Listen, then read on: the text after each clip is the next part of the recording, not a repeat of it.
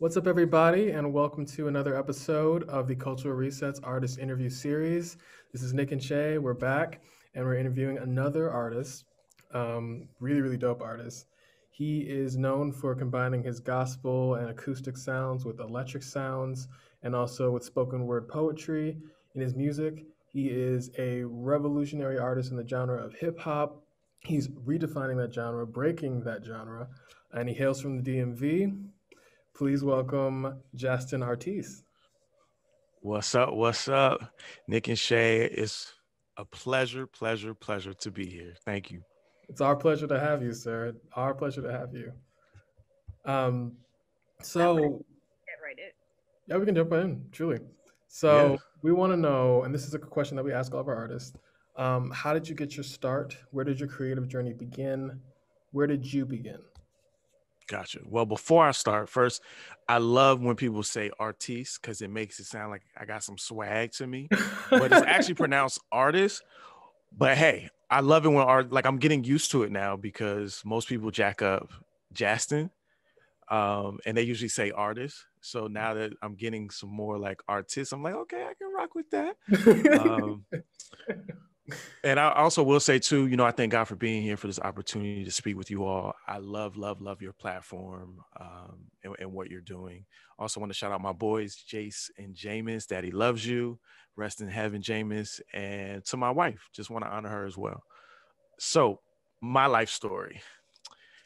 Well, first I will say that it started just being a fan of music. Like I never saw myself being in the music industry, having a career of any sort. So 80s babies, I grew up, you know, the 90s really was like the best era of music, I think. Aside from like the 60s, 70s and stuff. But I agree. being so man, I want to give y'all a bit of everything here. So my mom was a flight attendant. I have a twin sister. We were born in Salt Lake City, Utah. And then we moved back to the East Coast. And when my mom finally found this area, I'm in Alexandria, Virginia. I think that's when, I don't know, I was young, but I just remember listening to the radio, 95.5, and falling in love with hip hop. Now, I have a cousin, shout out to JS Dunk Productions, who's a DJ. And I used to watch him DJ all the time. He was in Jersey. We were here. We would always visit. And I remember him just like doing a mix of like In Vogue with some house stuff or some hip hop stuff. But it still never occurred to me, oh, I want to be in music. Just never had the thought. You talk about school. I was in the band probably from elementary school to high school. I'm a band geek, but again, still not thinking that I would do anything in music. And I was a poet. I was a writer at heart, but it was one of those things I didn't know I was really that good. I just knew I was good at it and I was getting good grades. But when it really started for me is, oh, well, I will share this before that. In high school, I had a friend who learns how to make beats on the PlayStation. I don't know if y'all old enough to know this or remember this, but it was a game called Music Generator. And he was making beats on that and he would send it to me to, ask like, yo, is this good or not? So I was always giving feedback. I also had a close friend who played guitar and he was a poet. So it like, and actually now that I'm saying it was like, I was really around a lot of music. Mm. And so it does make it more bizarre now that why didn't I, resonate with it? But it wasn't until college that I really just like, oh my gosh. So my friend that I mentioned who played guitar, he played Led Zeppelin, Stairway to Heaven. And I think he had played it a lot. And I just, like it's dope, but this particular day I remember he played it and I was like, yo, I have to play guitar. I have to. My mom didn't make it happen, but my uncle did. May rest in peace. My uncle Joe, he got me a guitar for graduation from high school, and I self-taught myself, starting in college. And from there, it just evolved into so I what I did was I tried to merge my love for poetry and then learning how to play. It was new and different. I did a few open mics. People were looking at me crazy, talking through I remember my first open mic, they were talking through it. I mean, it was horrible. It was like Apollo to the 10th degree. But I had one person who was looking at me, this young lady. I don't know who she is. I don't remember her name, but I had one person that's looking at me like you guys are now while I'm, doing my thing and trying not to like leave or cry even. I mean, it was really bad. Okay. But she was so focused on me and I focused in on her, which got me through to finish, the performance. And it was at that moment that I was like, you know what? I think I really want to do this. And so I started creating, I started diving in to see if I could write a song. And I didn't really know what I was doing, but I fell in love with how it happened. And so I researched it, got some time to spend with my uncle Curtis, what up? And he worked at MTV at the time. He had been in radio for like ages. And he was a writer for them. And I got to visit him, one summer. And I got to meet Mr. Cheeks from the Lost Boys. Y'all know who that is? Yeah. Okay. And I said, like, literally, we're doing an interview right now, but it was live. And my uncle wanted me to take notes. And I think this is when I forgot what record, but he just had a new release. And that whole interview like changed my life about music. So I had been watching it for years. I feel like I had been studying music without studying music. I'm a big Michael Jackson fan. I mean, that's top dog. But it was like at that point I was like, yo, I can do this. Like I want to do this. And so I've been evolving over these years. It's been a long time. I think this is 18, 17 years or something like that from that start to now. As you mentioned, my sound is none other than me. I knew I didn't fit into hip hop, even though I grew up with hip hop. But I didn't fit into the norm. And, being a believer, God just told me like, you need to create your own thing. And so that's what I've been developing and formulating all these years. And people still trying to catch on, man. But I'm definitely at a space where I know how to do what I do best, So yeah, hopefully that gives you a little journey there. Absolutely. That's really full circle. I'm curious too about that interview. What was it about that interview that made you want to pursue music? So I'm a big Lost Boys fan, for one. So, my uncle, I don't know, man, he's like mad chill and, he's been in the industry for forever. So I think, I'm just meeting another dude. Like I don't, Right. like he cool, whatever. But me, it was like, I've never been starstruck. I did actually end up interning at MTV after that moment for a summer. And, I met a lot of celebrities, artists, but he was the first that, I guess you could say I cared about and I could actually listen to. But I think it was just, I don't know, I guess just being in that moment and recognizing like I'm meeting somebody that I listen to. And I think some of his answers kind of resonated with, I guess, what I had been feeling about music at the time. And maybe like, oh, I think this might be something I'll do. But, at the time I was just loosely just learning how to play guitar. I was, a freshman at North Carolina A&T State University, Aggie Pride. And so it's, I think it just maybe brought something out that I'm like, yo, I can see myself doing an interview talking about the art that I'm making, but not about like being a celebrity or anything. And so I just really, yes, exactly. So I just started to kind of take those feelings and like, yo, I'm gonna do this. Now, mind you, I had went into A&T as a computer science major.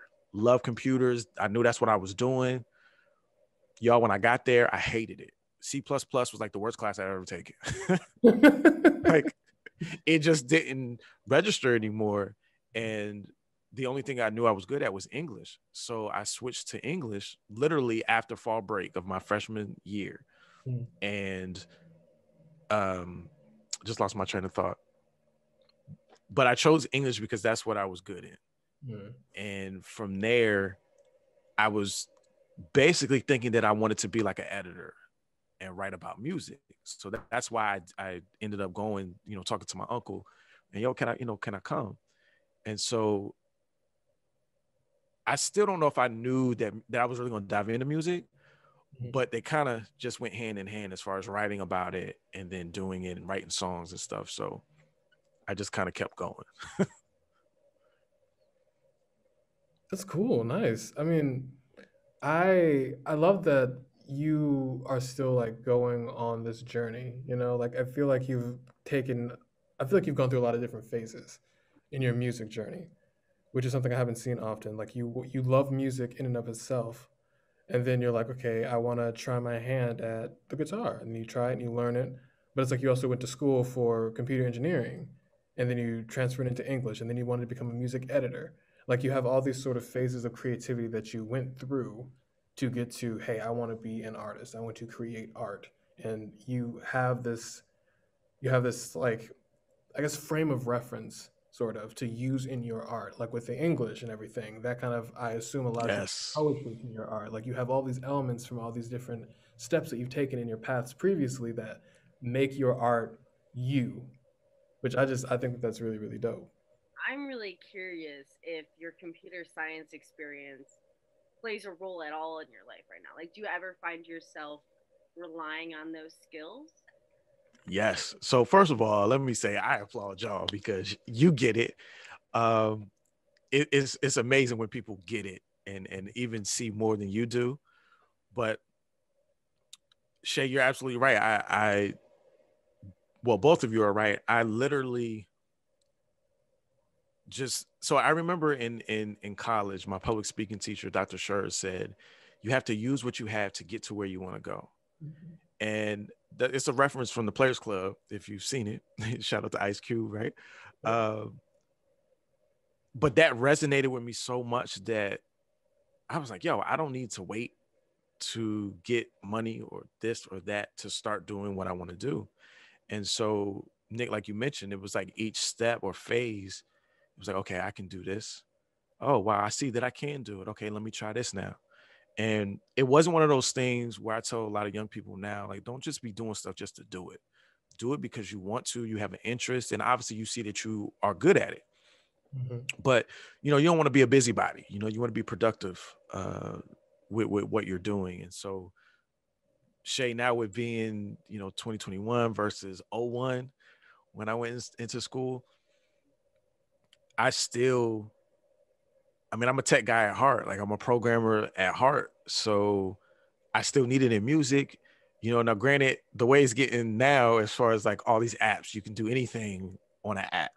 Um, I kind of stay within my wheelhouse, but I can speak the language. I do have understanding of technology and all these things. But as far as like the home studio setup and the computer and, micing things together, like all of this, I learned just by doing, Mhm. but also having that reference of way back when. And so it definitely, it became, especially in corporate life, it became one of those things where they would looked at me as doing too much or, Mm-hmm. oh, you do, you're diverse, but we can't hire you.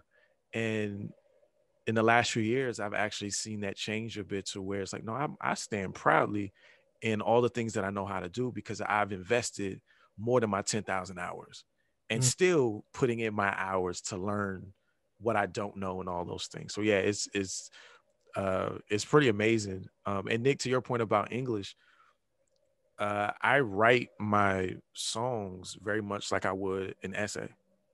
Mm. Like literally, I mean, again, I'm trained to, write a paper, write anything. Uh-huh. And you usually start with the title, your 3 points, your intro, middle, and end. I write my songs very much in the same way, very much in the same way. And given poetry, it was one of those things where poetry, I don't know, it just kind of fit. I mean, I love spoken word. I love poetry. And I think that's just how I started with poetry and guitar, was something that people weren't doing, at least in and around where I was. And so I kind of just used that as my strength, really, because that was all I could do. Like, I didn't have a singing voice. I didn't really rap, you know what I mean? So it was like poetry and guitar. That was it. I just wanted to be the producer. I found that I loved the process of things, and watching people like Quincy Jones or Timberland or Dr. Dre, um, like really orchestrating how things are done and who should link with who and all of this, like what part goes here. I got this idea. What do I do with it? Okay, I think you should do this. Like, I learned those things because I watched it, and then it just slowly became something I did. And so, yeah, it's kind of crazy. Dude, I love how you just like immersed yourself in just music culture and it just became a part of you. That's really, really interesting. And I also want to speak to this point that you made before we started talking about the English major. I You mentioned that in the corporate space too, people acted like you were doing too much because you knew too much. It was like, oh, you have all this knowledge over here, you have this background over here, like you're not really focused on one thing. Yep. That is something Shay and I have talked about before in our interviews. Like And this idea. the two of us. Yeah, I mean, just between the two of us, exactly. This idea that the world really wants us to confine ourselves, not just to a box, but they want our focus and our direction to be streamlined to one specific thing. And if you aren't, then you're wrong or something's wrong with you. Well, because you can be labeled by the job you have. You can say, I'm a technician, and then it's like, you are a technician. That is what you are. And Right. it's like, if you stray from that, it's just like, what are you doing? You're a technician. It's Right. it's like you're choosing a set life for yourself when you choose your profession, but that's not at all true. And in a lot of cases, it's many different things that are infused into one. You can have many different passions and be very knowledgeable about many different things. And I think that might scare some people because it's like, in the corporate world, you are serving a purpose, you're filling a need. Right. Um, and that is your purpose, is to keep the momentum moving overall, and that's great for efficiency. But for self-happiness, I mean, some people find happiness that way. It's just not my cup of They tea. do. Mine either. Yeah. Mine either, Shay. And I mean, it's like people try to confine you to a single task that you can do for them, like a function that you serve for them that makes them feel comfortable. And that is something that I'm happy that you are working to defy in music. Do you feel like that's a part of your mission with your artistry? Or do you have another I mission do. that you kind of put with that? I feel God has me on so many assignments that I'm just like, can we take me off, please? Because Take me off the call list, please. right. Because it's gotten to the point where it's like, man, you want me to do that too? Or, as you grow older, experiences, things start to resonate differently or in a new fashion. And so, yeah, I do feel, so my tagline is the bridge to where you want to be. That's who I am. That's when you listen to my music, that's what you're getting from me. I'm what's left when you're tired of listening to trap music, you're tired of listening to ratchet stuff, you're tired of listening to, whatever your I say norm, but whatever sets the mood for you. It's like I'm more than a mood. I'm substance. I'm something that I'm trying to grow with my listeners and using my own experiences and my faith to not just be like, you're doing wrong, but hey, I feel you. I feel the exact same way. I struggle too. This is how I've been dealing with it, or this is what I think might put us in the direction that we need to go so we can come up. You ain't gonna be 20 something forever. You know what I mean? So I mean, you're gonna be trapping at 50. Like, I don't I mean, like, some people do. I know that's all, like, some people do, and all due respect to them. If it works, it works. But I know we need to grow. We have to grow. So I've seen myself, at first I think I just thought it was musically. And now in the last few years, especially given COVID,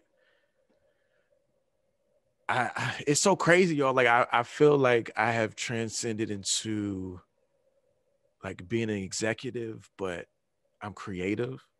So I can fit into any space. I can mingle with anyone because not only am I knowledgeable, but I'm relatable, I'm personable. I don't mind talking to people. So I knew early on that I had to set the standard, So me creating the sound was setting a standard, but it was also setting a standard in business. How as a black man too, how do you look when you in a room full of white folk that are making the decisions, that are paying, da da da da. And being in the DMV, like I love all my people. Like it's diverse. I grew up in elementary school having Asians, white people, uh, um, uh, I can't even think, but just all types of diversities, and that's what I'm used to. And it changed when I went to A&T. It's the HBCU. I was like, there's too many black people. Like I don't know. But what I found was people weren't. People were just mimicking what they saw on TV and in movies and films.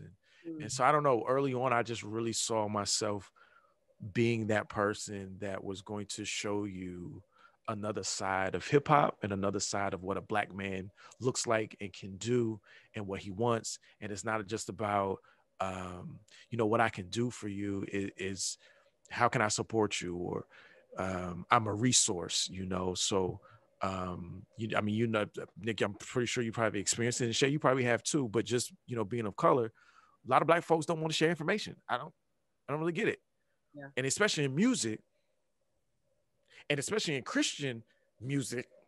Yep. I mean, it's oh my gosh. Information. What's that? Why they don't want to share information? I mean, we're talking about, let's say, I'll use TCR right now for a perfect example. Yeah.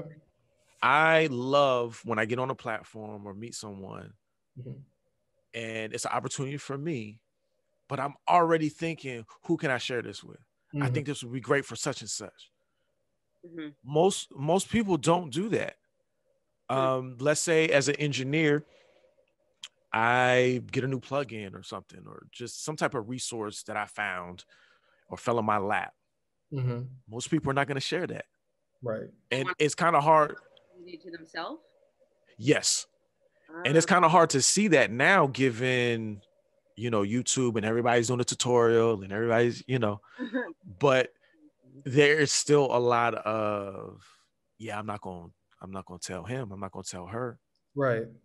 Yeah. And there's something that I have seen, and it's not specific to the Black community either, but because we're in the Black community, we can see it more clearly, but I call it myself cultural competitiveness. And I call it that because I think it's something that has been ingrained into marginalized communities over the years due to the oppression of white people in the past and in history. And all throughout history, you have these sort of white, sometimes male, sometimes female figures in power that pit marginalized communities against each other. They pit people against each other. So that gets passed down from generation to generation to generation, and it becomes a part of our generational trauma. And that's why you still have people that have this sort of crabs in a barrel mentality. It's like, I got this information, I have these resources, but I can't tell you because I want to get to the top. Exactly. We can all get out of the barrel. It's no problem. So, I mean, it's a complicated issue as well. Yes. And it also kind of relates to the fact, because you mentioned before, you as a Black man, being around Black people, you wanted to find a way to reinvent yourself, to defy the norm in a sort of way. I think that's also kind of a part of that too. Another thing is that culturally we've been kind of put into this sort of box, right, by other people, not even just white people, by other cultures, by other peoples in the world. Blackness has been categorized into this sort of singular thing.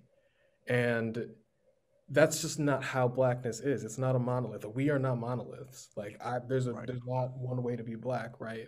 Yep. So I think I see your sort of transition into saying, I'm going to find who I am. I'm going to find what I do. I'm going to find what makes me me. And if it's different, it's different. I see that as a sort of breakaway from that conditioning that our people have kind of undergone. So, Boy, Nick, man, you own it, man. You own it. But that's exactly what I've done, I am doing, and I will die doing, because it's interesting, because I feel like as a culture, as a Black culture, we've learned how to do that, right? I think that's one of the greatest things about us. We are resilient,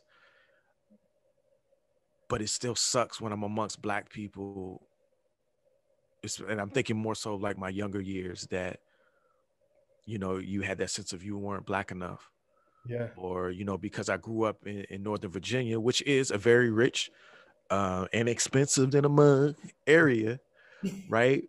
But you bougie, you educated. Why you talking white? You You're an talking about? Oreo.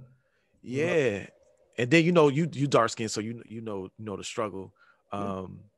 Even so even being dark skinned was, because everybody seemed to be light around me. I don't know.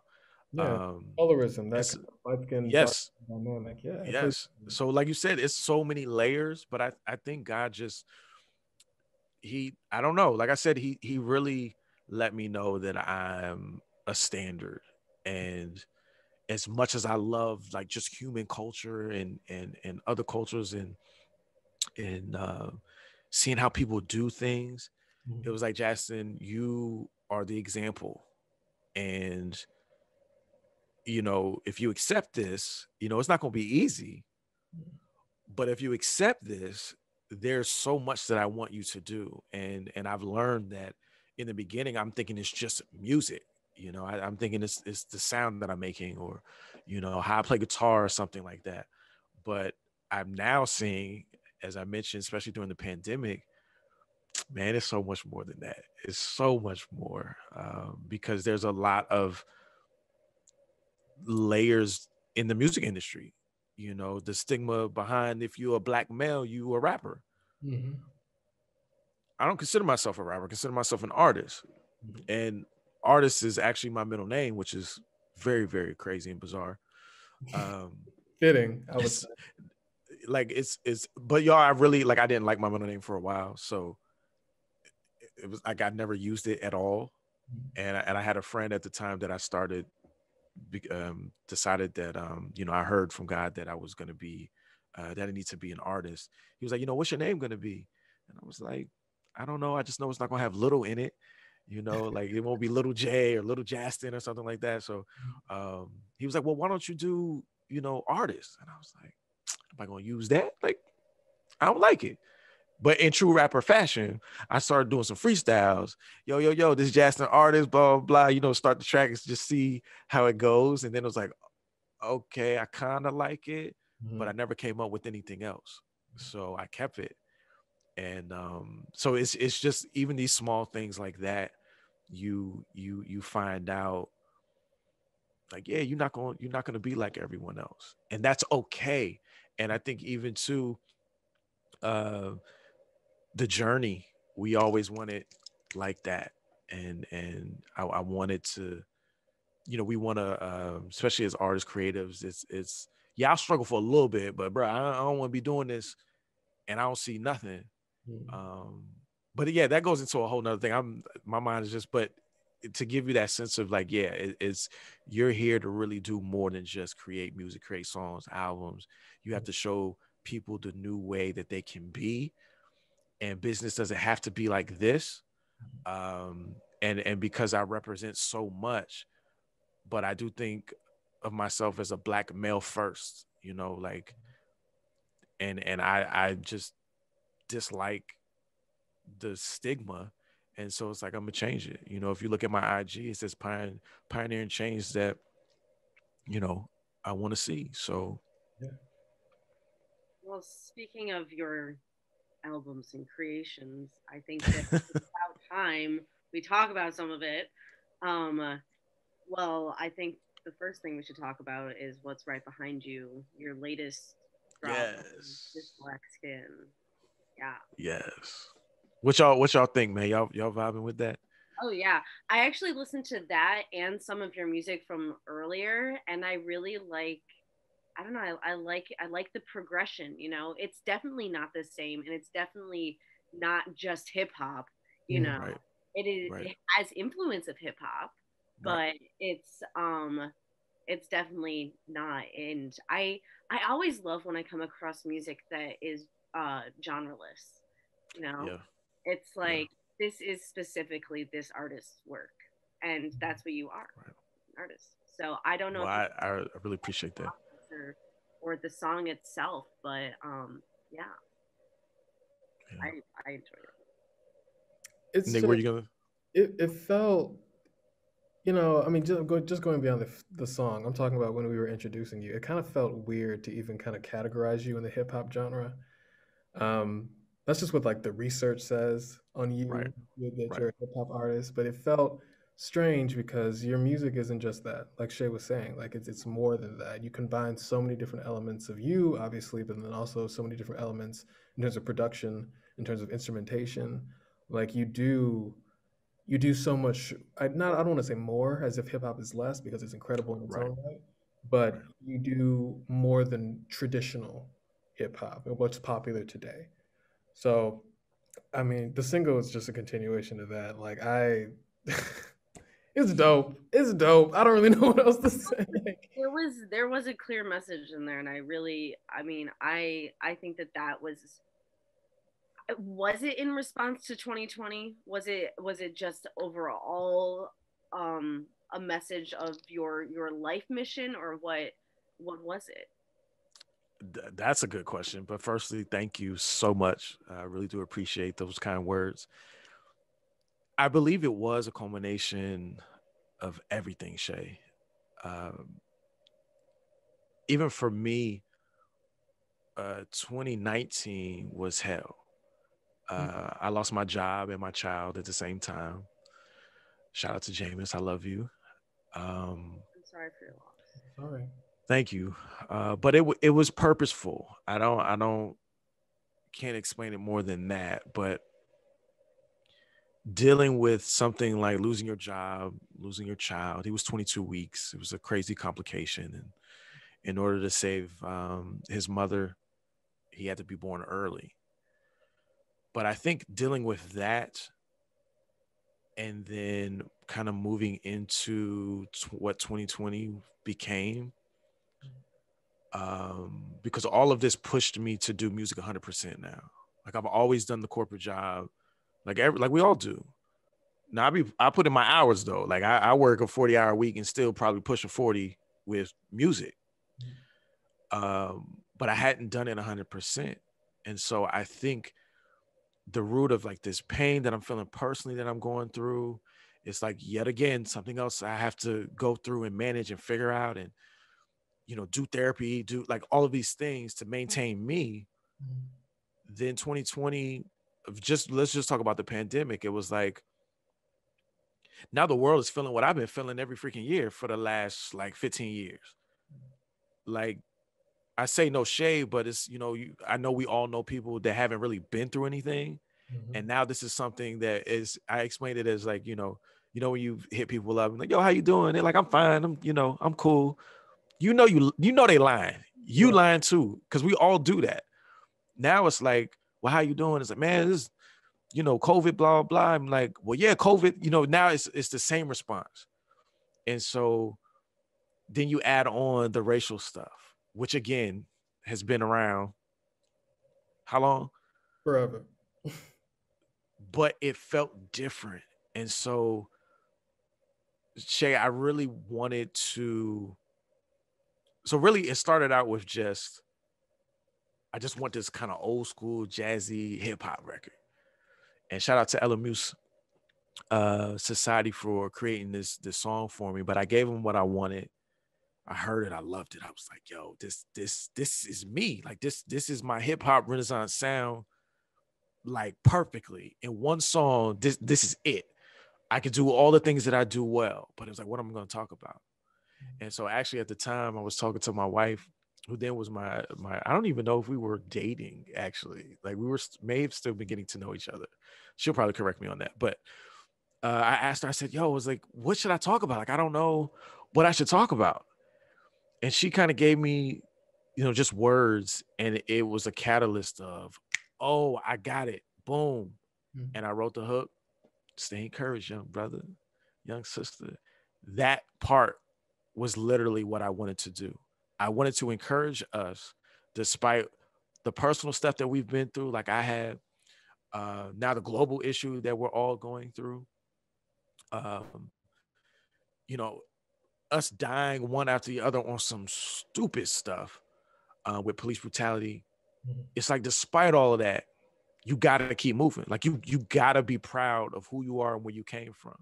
And of course, it's a Black Pride song, but I still believe that, and I hope that anyone that feels disconnected, marginalized, all these things because they're so unique, that they're proud now. Like it makes the day a little lighter, a little easier, because you have to be proud of this Black skin. Like you can't, like, you cannot not be it. And I think even on a bigger scale, this Black skin is really like the human skin,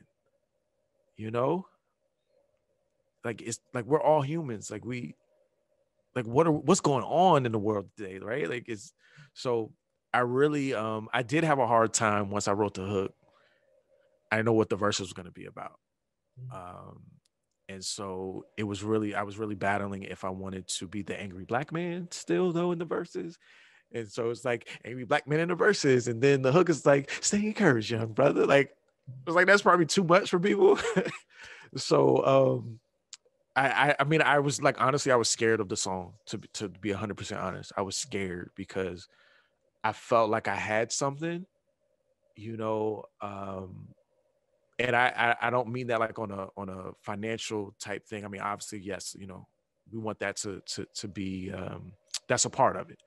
But I mean, in a bigger sense of like, I made this for the culture. Like, yo, this could be like a really big song. And so I literally just wrote the verses in December. And I knew probably since August that the song was coming out for Black History Month. And finally, I just stopped thinking so much and just like, look, you want to encourage them, have a little bit of knowledge, have a little, I won't say anger, but still, be authentic to what it means to be Black. Mm-hmm. And then I finished it, and then I was terrified to get my feedback from my team. And by one was like, yo. And I was like, stop lying. Like, don't lie to me. Like, I don't need no yes people around me, right? Like, don't lie. And they're like, no, really. And so I said, okay. So it was a process, a joy to make. And I'm just really excited that, the feedback has been really, really good. I would expect nothing but positive remarks from that. Yeah. It was a joy to listen to. Thank you. On that note, you talked about your team. And we also like to talk about the music industry as a whole when we bring artists on and how they feel like it's treated them, how they've kind of navigated themselves. So I want to ask you, how do you feel like you've been treated in the music industry? What insufficiencies or injustices have you found in the music industry?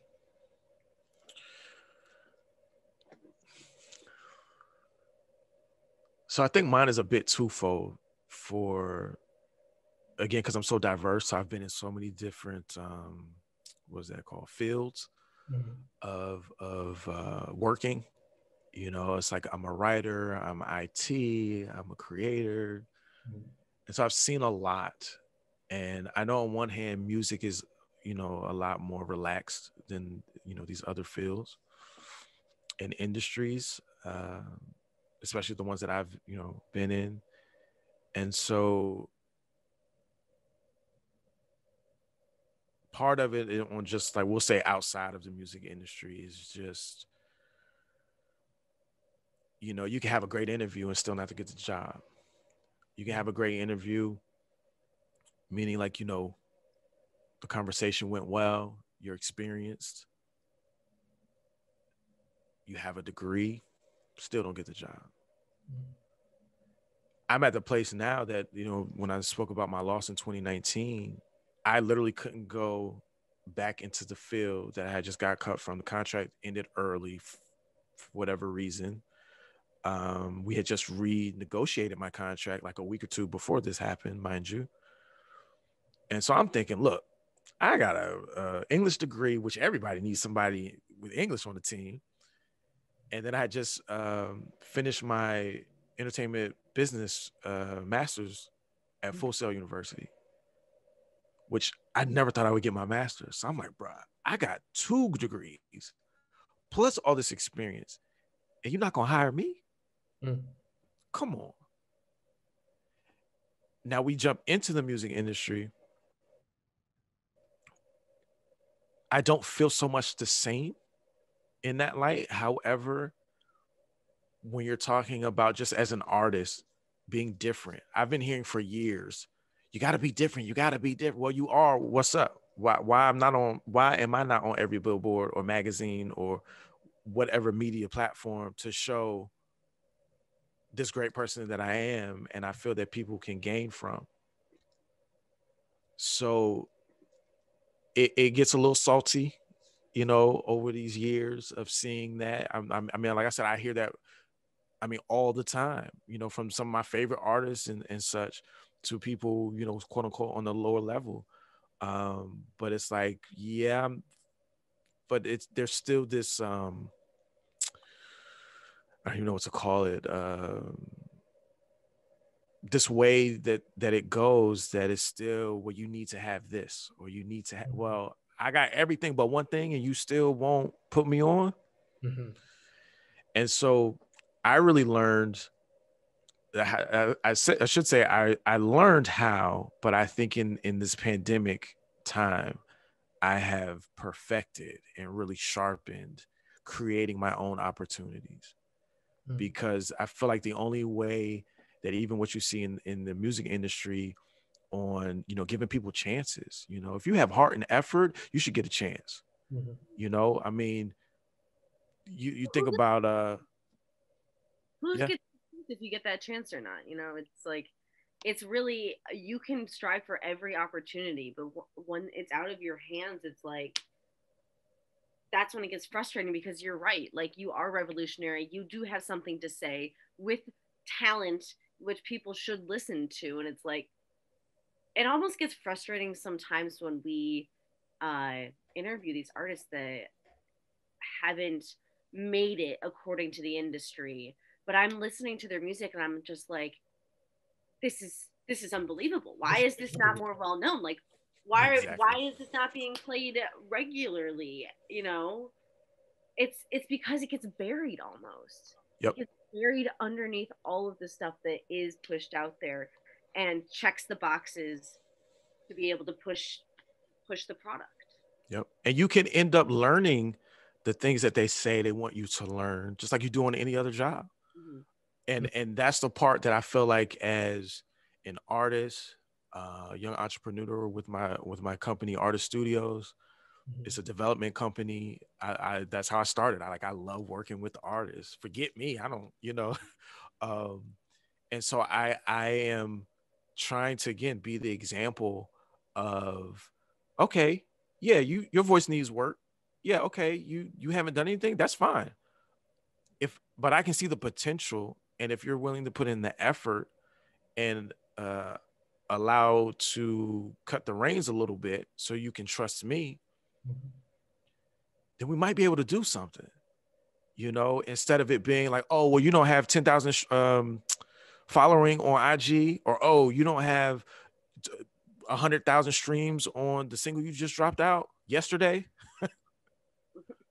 Right. Okay, I can't talk to you. I don't want to ever be like that. Like, I really just, the higher I go, it's just, I honestly, I want to be the same person that I am. Just evolved and stretched, and, you know, learn some things, but still figuring out how I do it and how I'm going to help someone else do it in their way. You know, I feel like it's like I have the tools and maybe you know, the map, but I don't know everything, you know, but I know who to reach. I know who to call. I know who we can talk to and have a discussion about it. And so we can make a plan and then move things forward. And I think that's kind of what's missing, and I think even with last year, is Black people need to really take control. And it seems like COVID has definitely, I mean, obviously it's been bad, but it has produced opportunities. Yeah. And I think that's the greatest thing that I've seen from my life as well as others.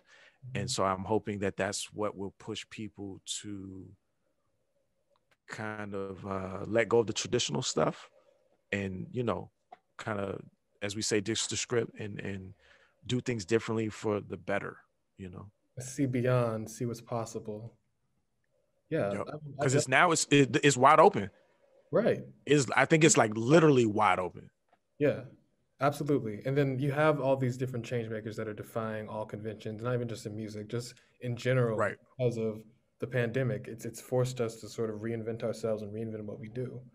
So Yep. I agree with that. Like now we have sure footing on this path that's going to lead us wherever. Yep. So I think that's really dope. I also want to.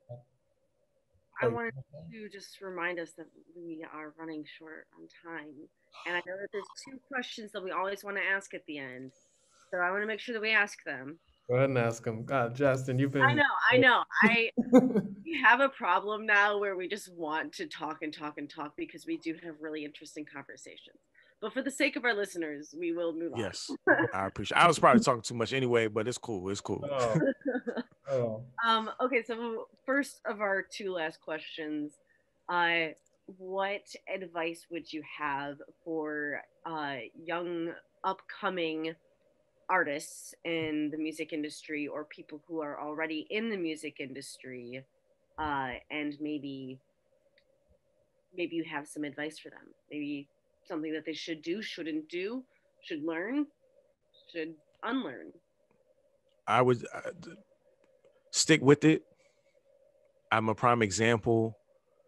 One, you don't have to be a celebrity, or you don't have to have all these things that they tell you need to in order to do what you love. I've been saying this for 18 years. Like, I wake up and I'm able to create every day, and it is like that to me is everything. So stick to it. Stay focused. Don't get distracted. Set your boundaries. I think that's a big thing too that I've been relearning. Cut people off if you need to. Mm-hmm. Please do it. I kind of felt, y'all felt that, right? I felt that. You can't. Yeah. You can't. But I'm learning in this new level that I'm in. You like, as they say, you can't take everybody with you. Right. But you have to adjust when you're on a new level. And so everybody can't go with you. And then I think patience. I like stuff ready, quick, fast, in a hurry too. Don't get me wrong. But patience. And I've had to relearn this too recently, especially with like singles. You create the song, you're so excited, and you want to drop it tomorrow. Patience. Mm-hmm. Wait. Take your time. People are going to come to you. Like, that's the gift that we have. People will come to you when you're ready to drop what you want to drop. But don't rush it for the sake of. So I'll leave it at that. That's incredible advice. One, thank you for that. And I also wanted to, I guess ask our last question, sadly, since we have to go. What upcoming projects are you working on? Do you have any new singles dropping? Do you have any new albums coming out? Yes, so This Black Skin dropped on February 5th. Excited. Go stream it. It's everywhere. JastinArtis.com will lead you to everything. The second single from the Love and Darkness 1 album is Can't Do Without Love. It's a crazy love song. I really hope people get it. It comes out on March 26th. And then the actual album, Love and Darkness 1, is April 16th. Hopefully I won't have to push that back anymore, but I'm taking my time. So what'd you say, Shay? You muted. No, it's fine. It probably okay. Best unsaid. Got you. So yeah, and then later in this year, I'm dropping 2, Love and Darkness 2, in the fall. So I'm super excited about this project. It's definitely the evolution. It's my 9th project, which is crazy. So yeah, man. All right. Well, we're looking forward to it. I know that Shay and I are definitely going to be tuning in.